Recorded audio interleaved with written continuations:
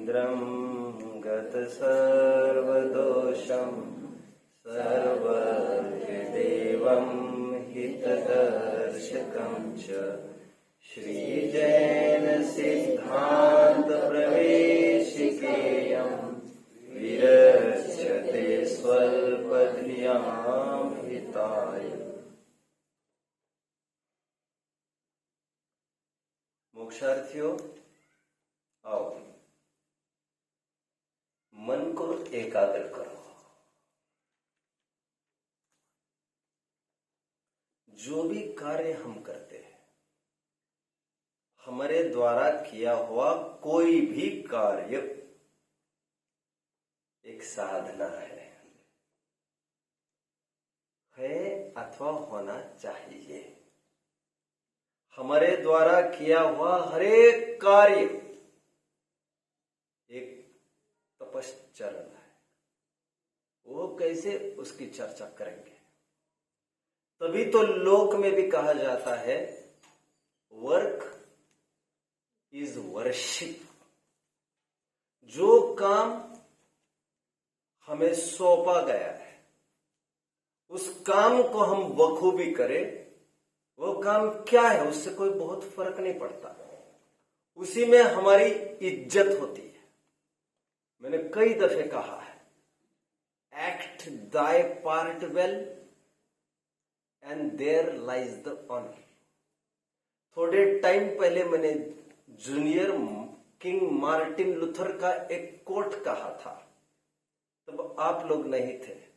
उस कोट में वे ये कहते हैं, जैसे माइकलएंजेलो स्कल्पचर में A1 है, जैसे सिंगिंग में फलाना एक्सपर्ट है, जैसे क्रिकेट में कोहली एक्सपर्ट है, जैसे फुटबॉल में कोई मैराडोना वगैरह एक्सपर्ट थे, एटसेट्रा एटसेट्रा। उसी प्रकार यदि कोई झाड़ू लगाता है और बड़ी ईमानदारी से लगाता है तो वो उनसे कम नहीं है। निष्कर्ष, जो भी काम हमें मिला है हम उसमें साधना देखेंगे।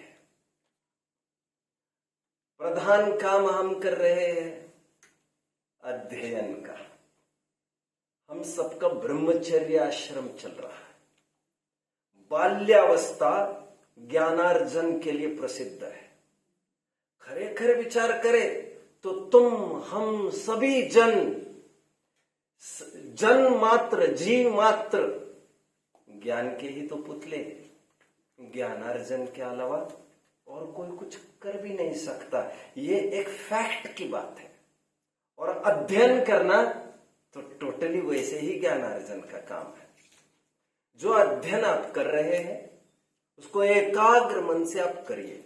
जो श्रवण कर रहे हैं प्रवचनों को, कक्षाओं को, पाठशालाओं को, उसको बड़े एकाग्र मन से करिए। यकीन मानना यही साधना है, यही तपश्चरण है। साधना 1। साधना 2, आप गुरुकुल में रहते हो सभी जन, माता पिता से दूर, शान शौकत से दूर, अनुकूलताओं के अंबार लगे होंगे आपके घर पर। चुटकी बजाई और चीज सामने आकर खड़ी होती होगी। इन सब अनुकूलताओं को ठोकर मारकर आप यहां पर आए हो। ये दूसरा तपश्चरण। निर्मोही होना स्वयं में एक साधना है, तपश्चरण है। अपनों के द्वारा मिलती हुई सुविधाओं को ठोकर मारकर आप कुछ पाने के लिए आए हो, निस्संदेह ये भी एक साधना का ही प्रतीक है। इस प्रकार आप दुतरफी साधना कर रहे हैं। घर से दूर रहना वैसे ही साधना है, और आप घर से दूर रहकर अध्ययनरत हो। इस दुतरफी साधना में आपका स्वागत हो। आप किसी भी साधक, किसी भी तपस्वियों से आप कम नहीं हो। आज एक सुंदर अध्याय हम पढ़ने जा रहे हैं। एक शानदार पेशकश लघु जैन सिद्धांत प्रवेशिका प्रारंभ होने जा रही है। बहुत बड़े दिग्गज विद्यावान हुए हैं जिनका नाम गोपाल दास जी था, पंडित गोपाल दास जी बरैया। ये मुरैना के रहने वाले थे, मध्य प्रदेश। उनका जीवन काफी जगह व्यतीत हुआ है। जब प्रसंग आएगा मैं अलग सी 2-3 घंटा इनके व्यक्तित्व पर करना चाहूंगा, इनके कर्तृत्व पर करना चाहूंगा। आज मैं ये चर्चा नहीं करूंगा। मूल एक ग्रंथ है जैन सिद्धांत प्रवेशिका, जिसमें 671 प्रश्न है, 671, और जबरदस्त प्रश्नावली है वो, जबरदस्त। उस पर कई जनों ने, उन प्रश्नोत्तरी पर कई जनों ने विस्तृत प्रश्नोत्तरी बनाई है। कई जनों ने तो 10-10 हजार प्रश्न बनाए हैं उस पर। खैर, कौन से ग्रंथ का नाम मैंने बताया? जैन सिद्धांत प्रवेशिका। सभी प्रकार के प्रश्न है उसमें, आगम के महत्वपूर्ण सिद्धांतों के मूलभूत आधारभूत काफी प्रश्न है उसमें। बट हरेक जन उन समस्त प्रश्नों को पढ़ नहीं सकता। इसीलिए किन्हीं विद्वानों को ऐसा लगा कि उसमें से कुछ बहुत इंपॉर्टेंट हो, उन्हें आध्यात्मिक हो, आत्म कल्याण में सीधे कार्यकारी हो, उन्हें एक जगह एकत्रित किया जाए। और किसी ने यह कोशिश की, किसी विद्वान ने, और फलस्वरूप 671 प्रश्नों की जैन सिद्धांत प्रवेशिका कुल 165 प्रश्न वाली लघु जैन सिद्धांत प्रवेशिका के सामने के रूप में आप सबके सामने है। कितने प्रश्न है इसमें? 165। वे ही कुछ प्रश्न इसमें है ऐसा भी नहीं है। कुछ एक प्रश्न स्वयं विद्वान ने बाद में ऐड भी किए, लेकिन 95% प्रश्न और उत्तर वे ही के वे ही रखे, इंपॉर्टेंट लिए, लेकिन कुछ ऐड भी किए। जैसे पहला ही प्रश्न इसमें चलेगा, वो जैन सिद्धांत प्रवेशिका में है नहीं, और लघु जैन सिद्धांत प्रवेशिका में उसको लिखना जरूरी समझा। यहां तक मेरे साथ कौन कौन चल रहा है? शाबाश शाबाश, ग्रेट। जैन सिद्धांत प्रवेशिका और लघु जैन सिद्धांत प्रवेशिका, ऐसा होता आ रहा है। एक ग्रंथ बना लगभग 1000 वर्ष पहले, द्रव्य संग्रह। कौन सा? नेमिचंद्र सिद्धांत देव के द्वारा रचित यह कृति है, बड़ी शानदार कृति है। ये प्राकृत भाषा में लिखा गया ये ग्रंथ है, द्रव्य संग्रह, बेहतरीन ग्रंथ है। अब ये ग्रंथ जो बना है वो 26-27 गाथों में निबद्ध है। 26-27 इसीलिए भी बोला, कोई मंगलाचरण को इन्वॉल्व करता है, कोई नहीं करता है। कुल 26 गाथाओं का ये ग्रंथ है, इतना छोटा ग्रंथ है। बट बाद में किसी को ये लगा ये तो बहुत छोटा ग्रंथ है, इसमें काफी सारे ऐसे प्रश्न हैं जो जिसका समाधान हो नहीं पाता, तो उसमें और कुछ गाथाओं को किसी की रुचि को देखकर, किसी श्रोता की जिज्ञासा को देखकर आचार्य देव लेखक को यह लगा मैं एक नया ग्रंथ बनाऊं जो थोड़ा विस्तृत हो, उसी में कुछ बढ़ाए हैं ऐसा नहीं। तो उन्होंने और एक ग्रंथ बनाया 58 गाथाओं का, द्रव्य संग्रह नाम का। कौन सा ग्रंथ? द्रव्य संग्रह। हमारे सामने 2 द्रव्य संग्रह आ गए। अभी मजबूरी इतनी हो गई तो हमें नामकरण करना पड़ा, एक लघु द्रव्य संग्रह और एक बृहद द्रव्य संग्रह। बृहद का अर्थ होता है बड़ा, ब्रह्म जिस धातु से बना है उसी धातु से ब्रह्मंड शब्द बना है, उसी धातु से बृहत शब्द बना है, और बृहत जिस धातु से यह बना है वो धातु बड़े के अर्थ में, इसलिए ब्रह्म सर्वव्यापी के अर्थ में हुआ करता है। कितने जन मुझे फॉलो कर रहे हैं? ग्रेट। किसी ने आप में से देखा है बृहद जिनवानी संग्रह? एक जिनवानी संग्रह जिसमें काफी पूजने हैं, भक्तियां है, लेकिन वो बहुत मोटी है, लगभग 700-800 पेजेस की, इसलिए उसे बृहद जिनवानी संग्रह कहते हैं, क्योंकि बड़ा है। बृहद मतलब बड़ा। मैं तो इतना भर कहना चाहता हूं, यह परंपरा पहले से होती आ रही है। संक्षेप का विस्तार होना और विस्तार का संक्षेप होना यह आम बात है। भिन्न रुचि वालों को देखकर यह सब होता रहता है। जाते जाते और एक चीज याद आ रही है, वैसे ही साझा कर देता हूं। एक बार की बात है, एक राजा, मेरे नाम से दिमाग से नाम अभी हट रहा है, आई एम वेरी सॉरी। एक राजा अपनी पत्नियों के साथ, रानियों के साथ जल क्रीड़ा कर रहे थे। होगी बात कुछ 1200 वर्ष की, देखना चाहिए। जब जल क्रीड़ा कर रहे थे तो राजा ने कुतूहल में क्या किया, पानी लिया और उछालने लग गया अपनी रानियों पर। तो रानी ने यह कहा, मोदक ताड़े। क्या कहा? मोदक ताड़े। क्या कहा? मोदक ताड़े। क्या कहा? मोदक ताड़े। संस्कृत के थोड़े ज्ञाता होंगे, यदि मैं यहाँ वहां भी हो सकता हूँ, आप एक्सपर्ट होंगे तो आप समझ जाइए। जब रानी ने ये कहा मोदक ताड़े, तो राजा ने सोचा ये क्या बोली, मोदक ताड़े। मोदक मतलब लड्डू होता है बच्चों। क्या होता है? मोदक मतलब लड्डू होता है, लड्डू। वैसे मिठाई के अर्थ में है, क्योंकि मोद हर्ष प्रसन्नता के अर्थ में है। उसी से बने ये शब्द है। मोदक कोई वही नहीं है जो आपने देखे होंगे पर्टिकुलर आकार के मोदक, उन्हीं को मोदक कहते हैं, ऐसा नहीं है। लड्डू को मिठाई, फिलहाल लड्डू। तो राजा को ये लगा ये बोल रही है मोदक ताड़े, लड्डू मारो। उसने लड्डू मंगा और लड्डू फेंकने लग गया। तो रानी को लगा, रानी अपना माथा ठोकने लग गई, सोचने लग गई कैसे पति से पाला पड़ा है मेरा, वो इतना तो नहीं समझता।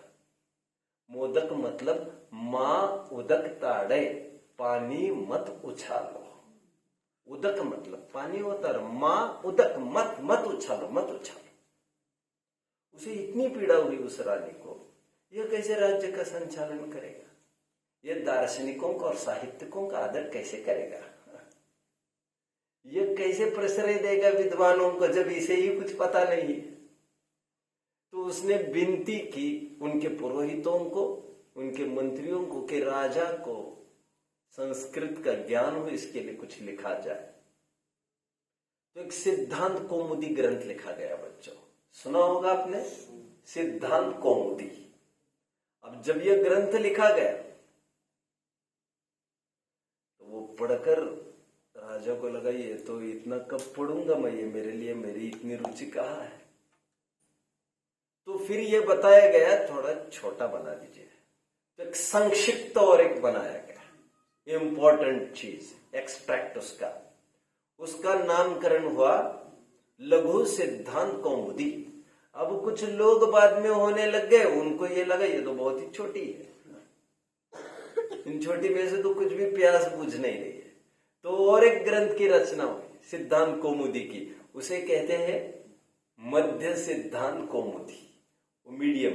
आज मार्केट में तीनों अवेलेबल है, जिसकी जैसी रुचि है, जिसकी जैसी बुद्धि है, वो उसका आलम्बन करे। खैर इतना सारा इसीलिए केवल कहा मैंने, जैन सिद्धांत प्रवेशिका के कुछ महत्वपूर्ण प्रश्नों को यहां पर निचोड़ के रूप में रखकर लघु जैन सिद्धांत प्रवेशिका हम पढ़ने जा रहे हैं। मैं आशा करता हूं यह समस्त प्रश्न आपके 3 महीने के अंदर वैसे तो बाय हार्ट होने चाहिए, ये पूरी पुस्तिका ही बाय हार्ट होनी चाहिए। मैं पहले आपको लघु जैन सिद्धांत प्रवेशिका का शाब्दिक अर्थ करूंगा। लघु का मतलब आप समझ गए। 671 प्रश्न से हम सिमट गए 165 प्रश्न तक। जैसे मैग्निफिकेशन होता है वैसे एक कॉम्पैक्ट करना होता है, तो लघु मतलब एक छोटा कर दिया। जैन किसे कहते हैं बच्चों? लघु, ये लघु शब्द का अर्थ हुआ। मैं शब्दशः अर्थ कर रहा हूं फिलहाल। लघु मतलब छोटा, संक्षिप्त रूप।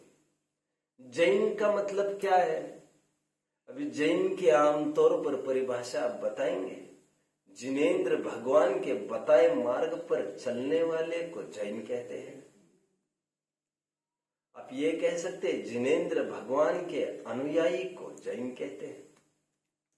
जैसे ईसा के फॉलोअर को ईसाई कहते हैं, शिव के भक्त को शैव कहते हैं, विष्णु के भक्त को वैष्णव कहते हैं, महेश्वर के भक्त को माहेश्वरी ऐसी संज्ञा मिलती है। उसी तर्ज पर बुद्ध के फॉलोअर्स को बौद्ध कहते हैं, जिन के फॉलोअर्स को जैन कहते हैं। बट एक बेहतरीन परिभाषा इसी पुस्तिका में आपको थोड़े टाइम के बाद मिलेगी। जैन किसे कहते हैं उसमें परिभाषा आपको मिलेगी। जितनी मात्रा में हमारे कषाय घटे उतनी मात्रा में जैनत्व हमारा प्रकट होता है। वीतरागता ही जैनत्व है, निष्कषायपना ही जैनत्व है। जितनी कषाय हम कम करते जाए, जितनी वीतरागता बढ़ती जाए, प्यूरिटी बढ़ती जाए और इम्प्यूरिटी घटती जाए। कषाय हमारी इम्प्यूरिटी है। कषाय को टॉक्सिक इमोशंस कहते हैं। मोह, राग, द्वेष, क्रोध, मान, माया, लोभ, ये अच्छा है, ये बुरा है। ये कषाय से हमारा जैनत्व हैम्पर होता है, नष्ट होता है।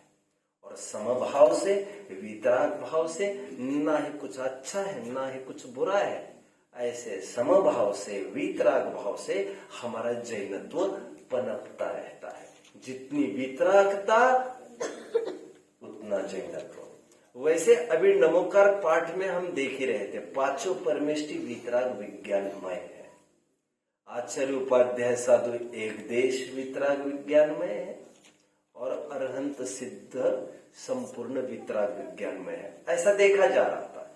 उसी तर्ज पर यह कहा जा सकता है, तुम हमारे शरीर के जो गृहस्थ जन है, गृहस्थी में रहते रहते जो निष्कषाई हो रहे, जितनी मात्रा में चतुर्थ गुणस्थान, पंचम गुणस्थान ऐसे ग्रंथों में कहते हैं, ऐसे घर में रहते हुए भी जो ज्ञानी पने को प्राप्त होते, जितनी उनकी कषाय घटे उतना जैनत्व प्रकट होता है। जैन कुल में जन्म होना मात्र ये कुल जैन अथवा नाम जैन कहेंगे। 3 प्रकार के जैन होते हैं बच्चों। एक नामधारी जैन, एक द्रव्य जैन और एक भाव जैन। 3 प्रकार के जैन्स होते हैं। जैन माता पिता के कुल से पैदा हुआ वो कुल जैन, नाम जैन, उसे खबर ही नहीं है जैनत्व क्या चीज है। बट थोड़ा आगे बढ़कर उसने सुध ली, जीव दया हमारा अभिन्न अंग है, देव पूजा, गुरु पास्ती, दया, दान, व्रत, भक्ति हमारा अभिन्न अंग है। ऐसा जानकर वो आगे बढ़ा और आगे बढ़ने के क्रम में विशुद्धि को प्राप्त हुआ। बात किसकी चल रही थी? नहीं सॉरी, अभी कुछ कह रहा था। हाँ? 3 प्रकार, हाँ राइट। इसे कहेंगे द्रव्य जैन। क्या कहेंगे? द्रव्य जैन। द्रव्य जैन का तात्पर्य उसकी फिजिकल एक्टिविटीज बिल्कुल वैसी ही है जैसी होनी चाहिए। आगम में जैसी कहिए वैसी ही फिजिकल एक्टिविटीज है। पूरी फिजिकल एक्टिविटीज भी वैसी है और मानसिक रूप से भी ऊपरी तौर पर किसी के प्रति ईर्ष्या मत्सर आदि नहीं करता। कोई लूटपाट करके गया तो ठीक है, मेरा ऐसा ही उदय था, इसे कहेंगे द्रव्य जैनत्व। कितने जन मुझे फॉलो कर रहे हैं? अनछने पानी का प्रयोग नहीं करना, सूर्यास्त के बाद चारों आहार का त्याग करना, भोजन नहीं करना, पानी भी नहीं करना, बाजारू वस्तुओं का त्याग करना। इतना विवेक जिसे होता है, अन्यायपूर्वक संपत्ति का अर्जन नहीं करना, अनीति नहीं करना कहीं, सप्त व्यसन नहीं करना कहीं, ऐसे जिसे विवेक है, बाहर की शारीरिक क्रिया, उसे द्रव्य जैन कहते हैं। और भाव जैन कौन? जो स्वयं को आत्मा देखता है। स्वयं को आत्मा देखने वाला क्या करता है? स्वयं को आत्मा देखने वाला विषयों से डिटैच्ड हो जाता है। डिटैच्ड मतलब क्या हो जाता है? वितरागी हो जाता है। बाह्य प्रसंग, बाह्य परिस्थितियां उसे उतनी प्रभावित नहीं कर पाती जितनी आम जनों को प्रभावित करती है। कितने जन मुझे फॉलो कर रहे हैं? ग्रेट।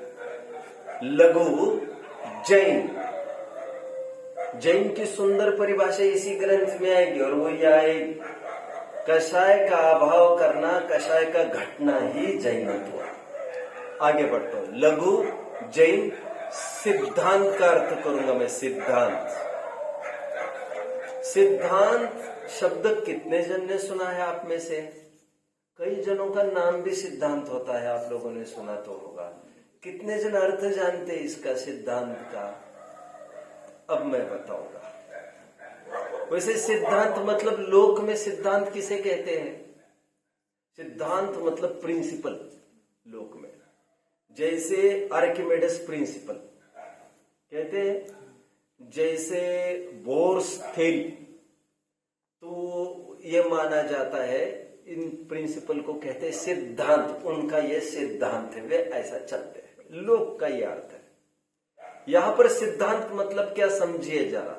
मैं सिद्धांत का एक लौकिक अर्थ किया, इसके अलावा और दो अर्थ करूंगा मैं, जो हमारे धर्म में प्रयुक्त होते हैं। अंत में जहां पर सिद्धों की चर्चा होती है उसे सिद्धांत कहते हैं। सिद्ध प्लस अंत इज इक्वल टू सिद्धांत, संधि विच्छेद। अंत में जहां पर सिद्धों की चर्चा होती है उसे सिद्धांत कहते हैं। मतलब क्या? मतलब यह है, पहले काफी कुछ चर्चाएं की गई हो, लेकिन अंत में सिद्धों की ही चर्चा मिलेगी। ऐसी समस्त चर्चाएं, ऐसे समस्त कथन सिद्धांत कहलाते हैं। मतलब समग्र जिनवानी, समग्र प्रवचन, ये सब सिद्धांत कहलाता है। मूल ग्रंथ में परिभाषा आई है सिद्धांत अर्थात आगम, सिद्धांत अर्थात प्रवचन। मूल ग्रंथों की मैंने परिभाषा बताई। इसका मतलब क्या हुआ अभी बताता हूं। कितने जनों ने आप में से पुराण पढ़े हैं? बच्चों, पुराण देखे? किसी ने कथा पढ़ी हो महावीर की? कभी ऐसा कोई है यहां पर बैठा हुआ महावीर की कथा पढ़ी हो? संक्षिप्त भले ही 1-2 पेजेस में, बहुत लंबी चौड़ी की बात नहीं। महावीर का जन्म ये हुआ था, निर्वाण नहीं हुआ था, आपने पढ़ी। 2-3 जन महावीर की कथा पढ़ने वाले। पार्श्वनाथ की कथा पढ़ने वाले कोई है? नहीं भी पढ़ी होगी पार्श्वनाथ की कथा तो जरूर, मुझे भरोसा है किसी न किसी मंदिर में आपने वे 10 भाव जरूर देखे होंगे पार्श्वनाथ के। कितने जन ने देखे? 10 भाव नहीं देखे? पार्श्वनाथ के पूर्व 10 भाव, जिसमें उनका भाई किस प्रकार उसे परेशान कर रहा है। कभी पत्थर लेकर उन्हें कुचल रहा है, कभी सांप बनकर उनको डस रहा है, कभी भील बनकर उनको निशाना साध रहा है, कभी शेर, खूंखार शेर बनकर उन पर धावा बोल रहा है। इस प्रकार शत्रुता भुना रहा है 10 भाव तक का। और ये पूरी शत्रुता का विवरण 10 भावों का चित्रित किया जाता है मंदिर में। आप लोगों ने नहीं देखा? कहीं भी नहीं देखा आपने? आपने देखा? कितने जन ने नहीं देखा? जरा हाथ ऊपर करो। अरे यार, आप लोगों की दृष्टि खुली नहीं है। आप अकलूज में नौ देवता के मंदिर में गए हो? गए ही होंगे। संग्राम नगर के थोड़ा आगे गए ही कि नहीं? उस मंदिर में नौ देवता की वेदी के पीछे पूरी भवावली है। नौ मंदिर में तो गए बोल रहे हो आप? पक्का गए हो? 2-5 बार भी गए होंगे। मंदिर में गए हैं तो मंदिर में जाते हैं तो भगवान के पास ही तो जाते हैं। वेदी के पास तो गए ही होंगे। और कुछ तो बोलो, हाँ ना, कुछ तो बोलो। परिक्रमा तो लगाई ही होगी कभी। परिक्रमा में पूरा यही तो है। क्या देखते हो? याद आ रहा है कुछ कि नहीं याद आ रहा?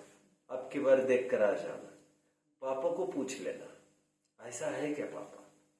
तो आपकी बार जाओगे तो देख कर आना। दृष्टि खुली रखो थोड़ी। एनीवे, छोड़िए, मुझे इतना सब कुछ नहीं कहना था। मैं किसका अर्थ कर रहा हूं, जरा बताओगे? बोलो मत, बोलो मत। आप इसका एक पॉइंट खा गए। इसको अवसर दो ना, टाइम लेने दो इसका। आप क्यों बोलते बीच? सिद्धांत का अर्थ कर रहा हूं। सिद्धांत का अर्थ क्या किया है मैंने?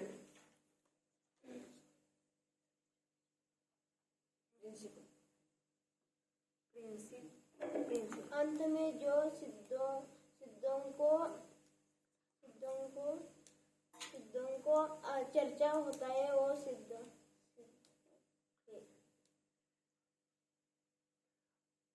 ध्यान रखना, चर्चा की बात है, चर्चा की। जिस चर्चा में, जिस कथन में अंत में सिद्धों की बात आए वह सिद्धांत। इस न्याय से आप विचार करेंगे, जितने भी शास्त्र है ना हमारे अलमारी में, वे सब अंत में सिद्धों की ही बात करते हैं। अभी मैंने आपको प्रथमान योग की कथा बताई। आप महावीर का पुराण पढ़ने लग जाएंगे तो आप पाएंगे पहले पुरुरवा था, भील था, कितने पाप किए। शेर था, कितने पाप किए। ये भी देखा ही होगा चित्र, आप लोगों ने देखा है? शेर हिरण को फाड़ के खा रहा है, ये तो देखा ही होगा। ये बाहुबली मंदिर में देखा होगा। ये तो शेर। तुरंत दूसरे चित्र में क्या दिखाया वहां पर? तुरंत 2 मुनिराज आए और समभाव को प्राप्त हुआ। आगे चलकर 10 भाव के बाद वही जीव महावीर बन गए। ऐसा ही हुआ। अंत कहां पर हुआ? सिद्धों में। सिद्धों में भूतकाल का ऐसा भी बीता। कहते ना, मत सोचो कितना अंधेरा, जब जागो तब सवेरा। भूतकाल कितना अंधेरा में है अभी मत सोचो, लेकिन अंत में, और एक कहावत है ना, अंत भला सो सब भला। अंत अच्छा होना चाहिए। पूरी क्रिकेट मैच हम नहीं देख पाए तो कोई बात नहीं, अंतिम 2-3 ओवर तो हम देख ही लेंगे, क्योंकि डिसिसिव होते हैं, निर्णायक होते हैं, दमादम मचने वाले। फाइनल्स तो देखेंगे ही देखेंगे, क्योंकि अंत तो कोई भी नहीं चूकता। ऐसा होता है ना। आप पूरी कहानियां, जितने भी महावीर पुराण पढ़ लीजिए, आप महापुराण पढ़ लीजिए, 24 तीर्थंकरों के पुराण पढ़ लीजिए, हरिवंश पुराण पढ़ लीजिए, जो पुराण आपको मिलेगा आप देखेंगे, पाप से प्रारंभ होकर जीव आखिर सब कुछ छोड़ छाड़ कर, 5 पापों को छोड़कर, 7 व्यसनों को छोड़कर, कैसा डाकू था वो डकैतियां छोड़कर, वो चोरी फरेबी छोड़कर, जालसाजी चालबाजी सब छोड़ छाड़ कर आखिर सन्मार्ग में लग गया और मुनि बनकर सिद्धावस्था की प्राप्ति की। हमारे ग्रंथों में जितने प्रथमान युग के ग्रंथ है, कथाओं के ग्रंथ है, स्टोरीज, उन सब में एंड आपको वही दिखाया जाएगा सिद्धों का। विलियम शेक्सपियर नाम कितने जन ने सुना है? विलियम शेक्सपियर आप लोगों ने नहीं सुना होगा, ऐसा तो नहीं होगा यार। शेक्सपियर की कोई पोएम नहीं पढ़ी आप लोगों ने?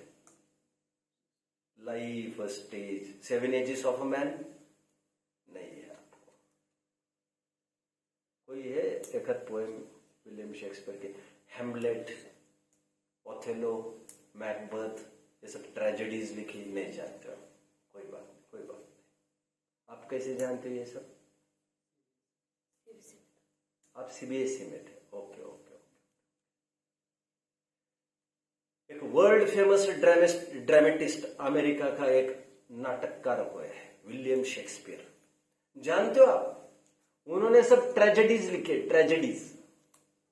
ट्रेजेडीज मतलब उनके पूरे शोकांतिका, उनके पूरे नाटक का अंत शोक में होता है, शोक में रोते रोते बाहर निकलते। हमारी जितनी भी फिल्में हैं, जैन दर्शन में जितनी भी फिल्में हैं महापुरुषों की, उनका अंत कैसे बना है? सिद्ध बनकर ही निकले। किसी ने 2 शादियां की होगी, किसी ने 10 की होगी, किसी ने 8,000 की होगी, किसी ने 16,000 की होगी, किसी ने 18,000 की होगी। 8,000 किसने शादियां की थी? बलभद्र 8,000 शादियां करते। 16,000 कितने जन ने की थी? किसने शादी की थी? 16,000 शादियां किसने की थी? नारायण। 18,000 किसने की थी शादियां? प्रति नारायण। रावण ने 18,000 शादियां की थी, लक्ष्मण ने 16,000 शादियां की थी, राम ने 8,000 शादियां की थी। चक्रवर्ती के 96,000 रानियां होती है। 8,000 करो, 96,000 करो, ये तो ठीक है सब, बट इस पुस्तक का अंतिम पृष्ठ समान होगा सबका, और वो रानियों को छोड़ने का ही पृष्ठ होगा। अब कितनी छोड़ना की कोई बात नहीं है यहाँ, और फिर अंत में जाकर सब एक सरिके। कहते ना, राजा हो या रंक हो, अंत एक सा होई, कहते हैं ना, ठीक उसी प्रकार। बोलो। राम ने तो एक ही शादी, सीता पट्टरानी थी बेटा, मुख्य रानी, उसे पट्टरानी कहते हैं। चलिए, मैं कहां तक खड़ा था बच्चों? मैं ये कह रहा हूं, हमारा वर्तमान युग में अंत में सिद्धों की बात मिलेगी, सिद्धावस्था की प्राप्ति की। आप समय सार ग्रंथ कितने जन ने सुना है बच्चों? समय सार, प्रवचन सार, योग सार, परमात्मा प्रकाश, ये सब ग्रंथ है ना बच्चों, ये आध्यात्मिक ग्रंथ है। आध्यात्मिक आत्मा, आत्मा आत्मा का ही अधिकार है वहां पर। इसके अंतिम गाथा आप देखेंगे ना, हर जगह वहां पर क्या लिखा है मालूम? इस प्रकार जो वस्तु को और अर्थ को जानेगा, मतलब जो आत्मा को जानेगा, छोड़िए आप इन जमेलों को, जो आत्मा को जानेगा वो उत्तम सुख की प्राप्ति करेगा। उत्तम सुख मतलब सिद्धावस्था। सिद्धावस्था हमारे द्रव्यानुयोग में भी अंत में सिद्धों की बात है, करणानुयोग के ग्रंथ में भी सिद्धों की बात है। अब मार्गणाओं की चर्चा होगी, गुणस्थान की चर्चा होगी, अंत कहां पर जाकर होगा? सिद्धों में ही जाकर होगा। चरणानुयोग की चर्चा चलेगी। आप रत्नकरण सावकाचार्य का अंतिम प्रकरण खोलकर देखिए। काल काल कले शते पिच, क्या है वो? कुछ एक छंद है रत्नकरण सावकाचार्य का समापन का, जिसमें यह कहा है अनंत काल होने पर भी उन सिद्धों को कोई वहां से डिगा नहीं पाएगा। कोई विश्व को पलटा भी दे, यहां वहां कर दे, लेकिन सिद्धों को वो बिल्कुल आज नहीं ला सकेगा। ऐसे एक प्रकरण है। चारों अनुयोग में, जिनवानी में, आगम में, प्रवचनों में, हर जगह निष्कर्ष, प्रयोजन, कंक्लूजन, इन्फरेंस, एक्सट्रैक्ट, नटशेल में आपको सिद्धावस्था की प्राप्ति की ही चर्चा की जाएगी। इसीलिए हमारे जितने भी ग्रंथ है, आगम है, उन सबको सिद्धांत कहते हैं। कितने जन फॉलो कर रहे हैं? सिद्धांत का एक अर्थ हुआ जिसमें मैंने ये कहा, एक लौकिक अर्थ कहा, सिद्धांत मतलब प्रिंसिपल। मैं धार्मिक अर्थ में पहला अर्थ क्या? सिद्धांत मतलब आगम। आगम मतलब शास्त्र, जिनवानी, वाग्देवी, भारती, जो कल मैं नाम ले रहा था, श्रुत, सूत्र आदि आदि आदि। बोल, किसका? तीसरा अर्थ अब बता रहा हूं मैं सिद्धांत का।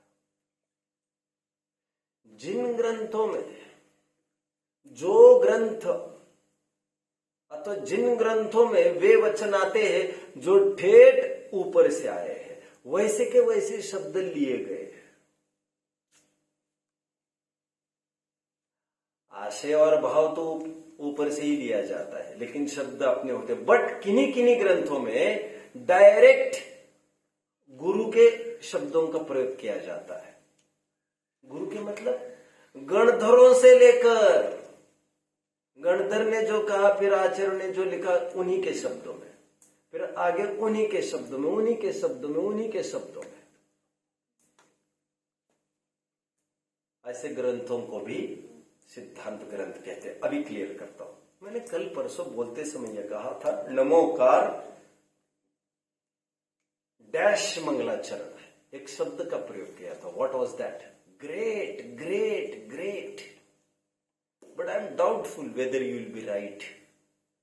It will be disappointing for me if you will be wrong.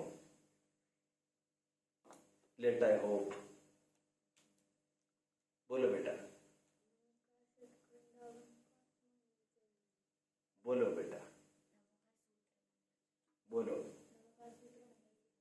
मैंने कहा था, एक बार शब्द का प्रयोग किया था, मैंने कहा था नमोकार, यह अनुबद्ध मंगलाचरण है। अनुबद्ध, ऐसे शब्द का प्रयोग किया था। किसी को याद आ रहा है?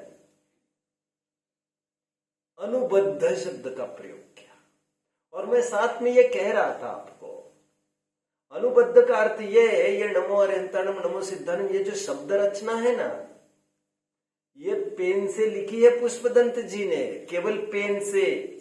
लेकिन यही शब्द कान से सुने हैं दर्शन स्वामी से, और दर्शन स्वामी ने यही शब्द ऊपर वालों से सुने हैं। और ऊपर वालों ने भी, ऊपर वालों के ऊपर वालों ने भी, chain goes to ends to गणधर। यही शब्द आगे आगे बढ़ते जाते हैं, उसे कहते निबद्ध। मेरा नहीं है शब्द रचना, शब्द रचना भी ऊपर वालों की है। इसीलिए जो मूल ग्रंथ, जैसे धवल, जय धवल आदि ग्रंथ है, षटखंडागम ग्रंथ है, उसमें हूबहू वे ही पंक्तियां पाई जाती। वे कहते ये ऊपर से आई है, इसलिए माना जाता है कर्णाड योग के जो गणितीय शास्त्र है षटखंडागम, और उनकी टीका धवल, जय धवल, ये सिद्धांत ग्रंथ है। अथवा कषाय पाहुड़ आदि भी सिद्धांत ग्रंथ माना जाता है। मतलब कर्णाड योग के विशेष ग्रंथ ही सिद्धांत ग्रंथ कहने में आता है। कितने जन को थोड़ा कठिन लगा है ये? कितने जन को थोड़ा समझ में आ गया है ये? अकेले को समझ में आ गया आपको? हाँ? और एक बात बच्चों, नोटबुक को आपको फोल्ड नहीं करना है, आपको इसको ज्यादा टिकाना है, ठीक है? उल्टा फोल्ड नहीं करना है। सिद्धांत का दूसरा अर्थ मैंने क्या किया? धार्मिक परिवेश में। बोलो। जिन ग्रंथों में गंधर्वों से आए हुए शब्द, इनको एक पॉइंट मिल जाए बस। वो तीसरा, हाँ, द सेम थिंग। धार्मिक परिवेश में दूसरा अर्थ। बहुत अच्छा, बहुत बढ़िया, बहुत बढ़िया, ग्रेट ग्रेट, मस्त। ये छठवीं का बालक है, हम सबके लिए आदर्श है। और हाथी के पैर में सभी पैर आ जाते हैं। छठी वालों ने उत्तर देने के बाद मुझे किसी को बहुत पूछने की गरज नहीं रही आगे। मैंने सिद्धांत का अंतिम अर्थ यह कहा था, जिन ग्रंथों में ऐसे वचन हो जो ठेठ गंधर से आए हो, ऐसे षटखंडागम जैसे,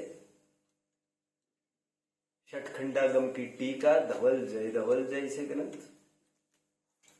अथवा कषाय पाहुड़ आदि ग्रंथ, ये शब्द आपके लिए काफी नए होंगे। घबराने की जरूरत नहीं है। कठिन आज ही लग रहे हैं, कल नहीं लगेंगे। घबराने की जरूरत नहीं है। और मैं हमेशा एक बात कहता हूं, हर चीज अभी समझने के लिए नहीं होती, कुछ बाद में समझने के लिए भी होती है। तो अभी क्यों बता रहे हैं? आगामी समझ के अभी भूमिका चल रही है। हर चीज अभी समझने के लिए नहीं होती है और हर चीज आपको समझने के लिए भी नहीं होती। कुछ चीजें औरों को भी समझने के लिए होती है और कुछ चीजें बाद में समझने के लिए भी होती है, लेकिन होती तो सभी समझने के लिए ही है। सिद्धांत के मैंने व्यापक अर्थ किए। जैन लघु जैन सिद्धांत प्रवेशिका। व्हाट इज प्रवेशिका? एंट्रेंस डोर, एक सुराग जिसके माध्यम से हम घुस सके। ये पुस्तिका, छोटी सी पुस्तिका जो 165 प्रश्नों पर अपना अधिकार जमाएगा, वो कोई भी ग्रंथ पढ़ सकता है। इसके जरिए वो बड़े से बड़े ग्रंथों में प्रवेश कर सकता है। दिस इज प्रवेशिका, एंट्रेंस डोर। थोड़ा सा मंगलाचरण को भी देखना था, but I think it's okay now. आज के दिन मैं होल्ड करता हूं क्योंकि लेट चालू हुआ हमारा। बोलो बेटा, इसी में किसी को प्रश्न होगा तो आई विल एंटरटेन। बलभद्र, जैसे कृष्ण के भाई थे बलराम, जैसे लक्ष्मण के भाई थे पद्म, जिसे राम कहते हो आप लोग, ये सब बलभद्र थे। आप जानते होंगे यहां से, बोलिए, बोलो भैया। यहाँ से 7 बलभद्र निर्वाण को प्राप्त हुए हैं। इन सभी बलभद्रों के नाम इनको पता होना चाहिए भैया, सभी बलभद्रों के इनको इतना तो परिचय हो। मुझे होना बहुत जरूरी नहीं है। 7 बलभद्र यहाँ से निर्वाण को प्राप्त हुए, होते 9 बलभद्र है। एक बलभद्र मांगी तुंगी से निर्वाण को प्राप्त हुए और एक निर्वाण को प्राप्त हुए ही नहीं, वे स्वर्ग में चले गए, वे बलभद्र। गेटिंग? चलो बोलो, और कोई प्रश्न?